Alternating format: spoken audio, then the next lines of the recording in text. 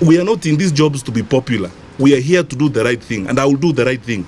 We must sort this thing out. Honorable members, hapa lazima tukubaliane. We have to sort this thing out. So, Golosh, I am sorting it out. That's what we are trying to do. I wish this gentleman was cooperative in the manner in which the facts are clear to him. And as I told you, Mr. Chairman, I will bring the file to you so that you peruse it yourself and see what we are talking about. It is not right that when we are trying to make a genuine effort, we are being called lords of impunity, that we are making the wrong mistakes and so on and so forth. None of these, even our colleagues in the media who are reporting this matter, none of them has gone through the facts that we are putting before them. None of them has asked the very basic questions. Now, I want to see what the Law Society of Kenya is going to do, and the judiciary, now that the officers have actually lied on oath, filed affidavits in court lying.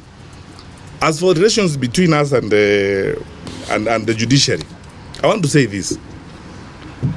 The spokesperson for the executive branch of government, by constitution and by practice, is His Excellency the President.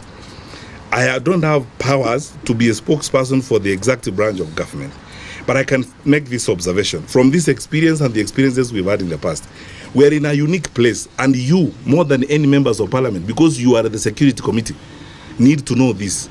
Our sector is the one that is affected most by some of the decisions that are made when they are not balanced.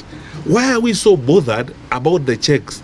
The Constitution expects us to uphold checks and balances. Why are we not bothered about the balances?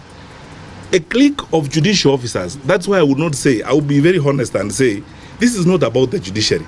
It is about a clique of judicial officers who have gotten into an unholy relationship with a clique of activist lawyers and oppositionist civil society people, with the intention of humiliating the government, stalling the government, embarrassing the government, and making it impossible for the government to perform. I want to give you data. You tell me yourselves as members of parliament. When I came here before, I told you, on the crackdown on illegal machines, gambling, you are the ones who represent the people of Kenya, the children of Kenya. You know what this nonsense has done to our children in the villages. I have over 26 court orders, served all over the place. No judge, no magistrate is calm enough to say, go serve PS Kibicho, come before me, so that you argue your case. On crackdown on illicit brews, I don't know how many court orders. I've stopped the count. Served on county commissioners, regional commissioners, chiefs, everybody. You can actually sell poison in this country, because all you need is to go to court and get a court order and put it on your door and sell poison in this country. And no one says, go serve the PS. Let us listen. Let us hear the two of you so that we understand what the truth is. That's what I'm saying. It's a clique of judicial officers. It's not about the judiciary. Our judiciary has got some of the finest people in the country. There's a clique in the judiciary that has been captured by a group of people in civil society and a clique of activist lawyers.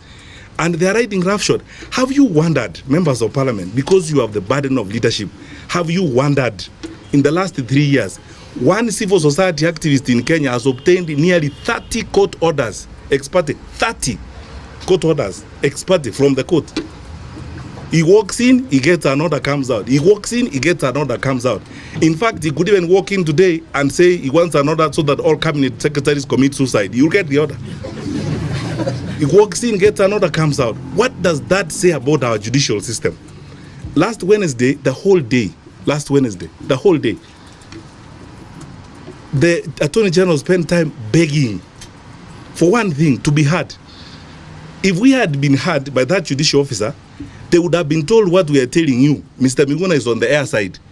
He is not in the custody of Boynet. Boynet cannot produce him because he doesn't have him. The director of immigration would have said, this guy is not held. This would have been said.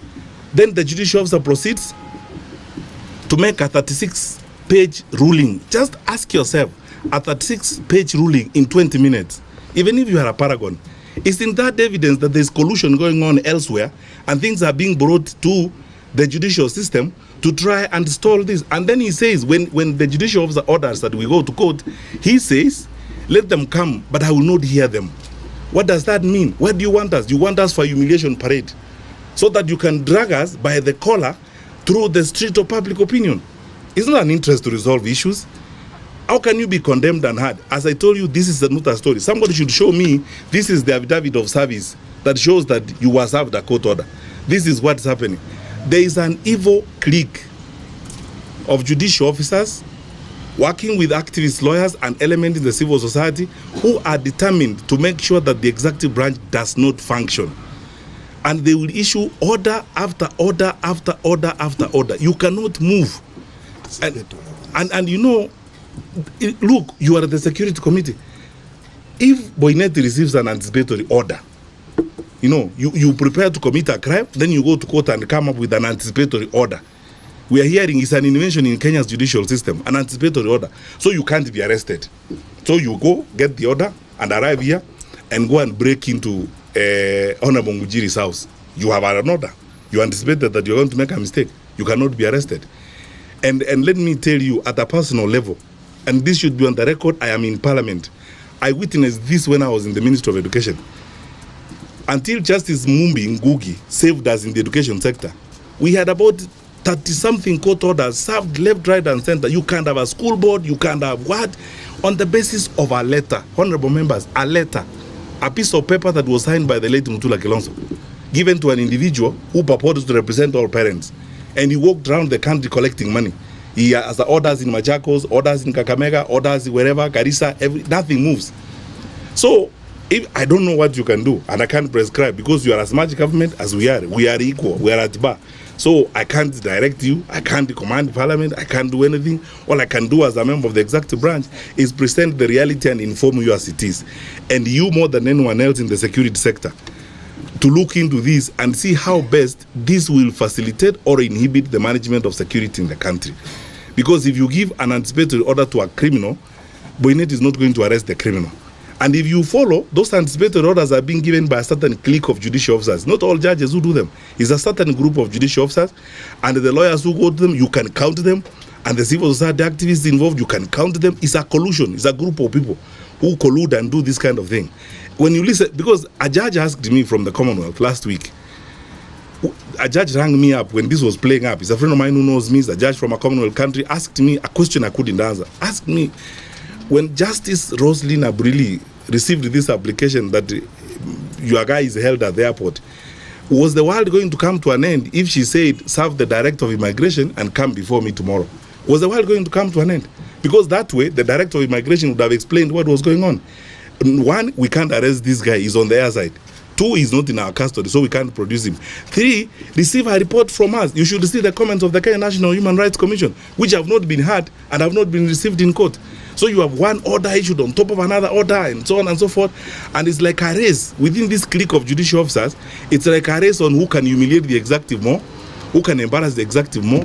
The more you can injunct the executive, the more you can stall the executive, the higher the officials you can embarrass, the more heroic you become. That's all I can say on that point. And lastly, the point is this, honorable members. I'm not able to comment on what Honorable Tuchu said because I didn't see the full program. So I didn't understand the full context in which he said what he said. So it would be unfair, and again is the principle of collective responsibility, to comment on a reported matter. I would need to see the whole thing so that I'm able to respond to that issue. And then lastly, the issue of going public. You know, we can't go public on everything we do every day. We try to work as diligently as we can and hope that other people will also not only do their work, but will also be honest enough in the manner in which they conduct themselves.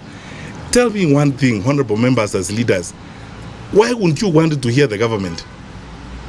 Why on earth wouldn't you want to hear the government on a weighty matter like this? You make final orders, and when the Attorney General comes before you, you say you don't want to hear the Attorney General. When the Attorney General begs and says the Minister and the Inspector General are at the GSU parade, you say the GSU parade is not that important. When they say they have not been served, you say, I've been on TV the whole morning. I was expected to be watching TV at the GSU parade so that I know what has happened. Thank you.